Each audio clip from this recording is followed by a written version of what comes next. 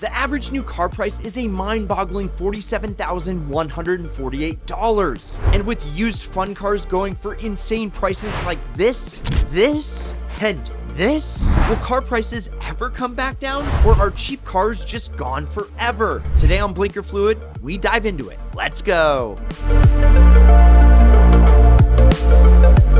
For most of automotive history, making affordable cars was the norm. Hell, Japan's entire business model used to be cheap cars for anyone and everyone. But what is a cheap car exactly? Well, this isn't a trick question, honestly. The industry has different categories for the price of new cars, and they categorize inexpensive, aka cheap, as being under 20 grand. Now, here is the problem. You go back 10 years ago, and there were quite a few of these cheap cars. Go back 50 years, and just about every manufacturer had a couple of compact or subcompact that fit the bill. In fact, historically, 20% of new cars sold were under 20 grand. Nowadays, there are only a few cars in that category at all. The average cost of a tiny BS car is 22 grand. And the average price for an average car is nearing 40K, with the total average hitting an insane $47,000 recently. So, what's the deal? How come manufacturers don't want us to have cheap cars? Why? Well, there's a lot of reasons, mostly because they won't make as much money since you and we don't buy them. You see, cars, they're lasting a super long time now. And the big problem is that cars last way too long. In the 70s, you weren't cool if your car was more than 3 years old. In the 90s, it wasn't uncommon to keep your car for, say, 5 years. Now, you wouldn't even blink an eye if you went to a big company and even the CEO was driving a car that was 10 plus years old. Volkswagen Phaeton, anybody? Anybody? And that's partially because cars straight up last forever nowadays. Like, who even thinks that 60,000 miles is a lot anymore?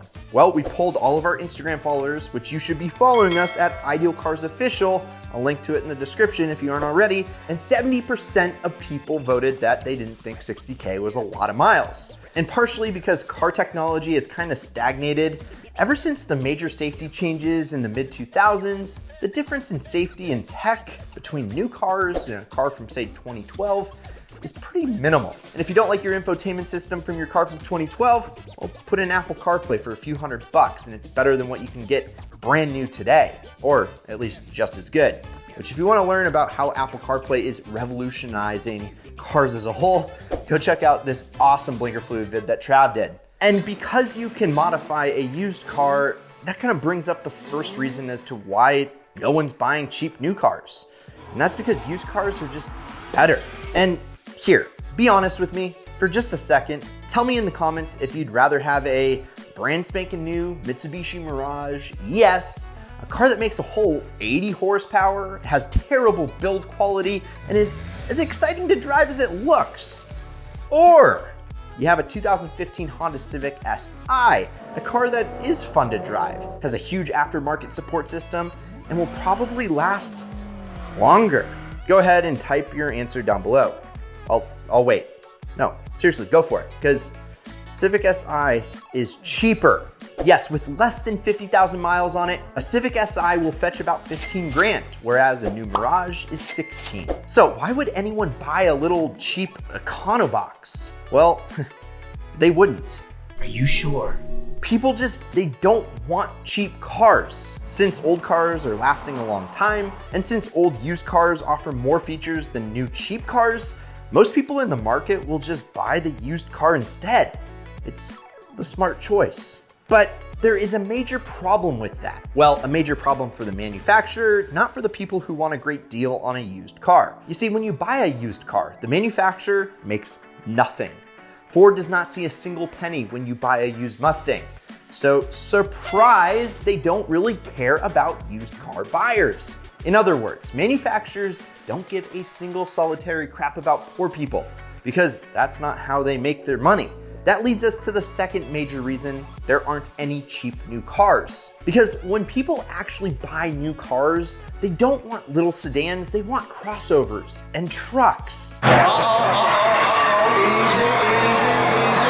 And guess what, guys? It's not even really close. Every year, small car sales, they drop, and crossovers, well, they rise. And as you probably well know, crossovers are more expensive. They need more material to manufacture. It's simple economics, right? More demand equals more price. Right? I got that right, Trav. Yeah, supply and demand. Right. You smart. And that also means that not only are car companies incentivized to make crossovers because it's what the people want, but they also make more money per unit. So there's simply no reason for them to make a $15,000 car that's small when they won't sell many. And the few that they do sell won't even make them that much money. So now for the really bad news, and I hope you're sitting down. Man, sit your ass down. Because this is not gonna change anytime soon. The truth is that the only people who can even afford a brand new car are people with enough money to afford expensive cars. No one can really actually afford new cars except rich people. You think about that $47,000 average, that's the average. There's a lot of cars that have been bought this year for over $47,000 and a payment of over $700 per month. That's mind-blowing. I mean, especially when you consider the fact that it's been pretty much stagnant wages for the last couple of years with record-breaking inflation and a lot of economic uncertainty. There's just not a lot of incentive for younger people to even buy a new car.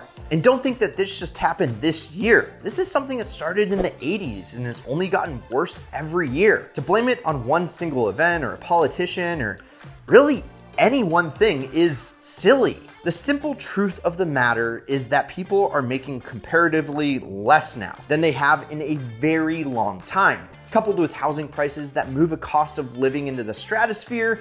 And let's face it, most of us cannot afford a new car even if that new car is cheap. Once you sprinkle in the strong desire for much more expensive electric vehicles, and the price of new cars is probably only gonna get worse. I mean, it makes me sad to say that since most people can't afford a new car. I mean, seriously, 7 million people are behind on their car payments right now. About 17 million new cars are purchased, which by some quick math means that more than a third of people who buy a new car can't afford it. And I wish I could segue this into something cool and uplifting, like, oh, actually, there's going to be a huge change soon and everything's going to go down in price. But yeah, I don't have a crystal ball, and EVs are getting more expensive, not less, which is just so wrong. But with the current economy and rising commodity costs, you can't blame the manufacturers. Heck, the Mach-E has gone up over $25,000 since they first put it into the market in cost to manufacture. And I have a feeling that Ford isn't gonna sell them at a loss. So, well, the price is passed on to the consumer. So what can you do?